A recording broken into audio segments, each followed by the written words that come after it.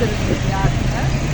අත් වශයෙන්ම අද දවසේ අපි ආවේ අල්වස්සා දූෂණ කොමිසමට ආපුට හේතුවක් තියෙනවා. හේතුව තමයි අපි දැක්ක පහුගිය දවස්වල අත් වශයෙන්ම අලි පැන්නීමක් සිදු වුණා.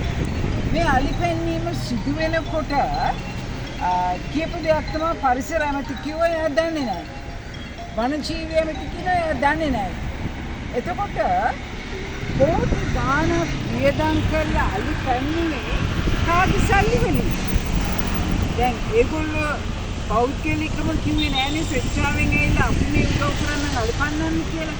එතන සිදුවුනේ කාගේ සල්ලි වලින්ද කියන එක තමයි අපි අල්ලස් දූෂණ කොමිසමෙන් අහන්නේ. මොකද අපි අනුමානය කරන දෙයක් තමයි මේ දිනවල හුඟක්ම කාර්යශීලී වැඩ කරන පිරිසක් තමයි ඩයස්පෝරා කියලා කියන්නේ. දැන් ටිල්වින් සිල්වා මහත්මයා මේ දවස්වල පෙන්නනවා එයා එංගලන්තෙ ගියාම ඩයස්පෝරාව එයාට විරුද්ධව කටයුතු කරනවා. හැබැයි අපි කියනවා මම කියනවා ටිල්වින් සිල්වා මහත්මයාගේ ඩයස්පෝරාවයි කරන්නේ නාට්‍යයක්.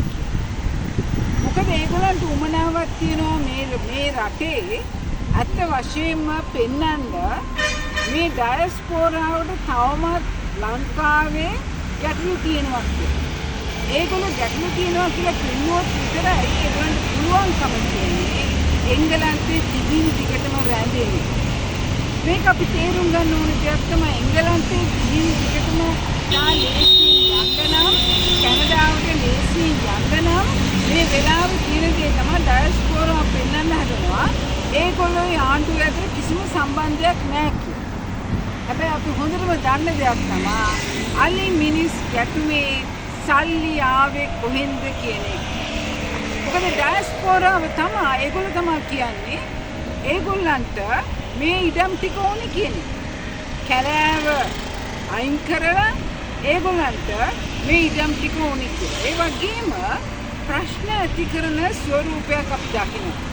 ඒ කියන්නේ දැන් අලි ටික පැන්නුවාම අලි ගණනාවක් මේ කැලෑව මැදින් දිව්වනේ. වගාවන් මැදින් දිව්වනේ. මහා රාත්‍රී කාලේ මේ පැන්නීම සිදු වුණේ.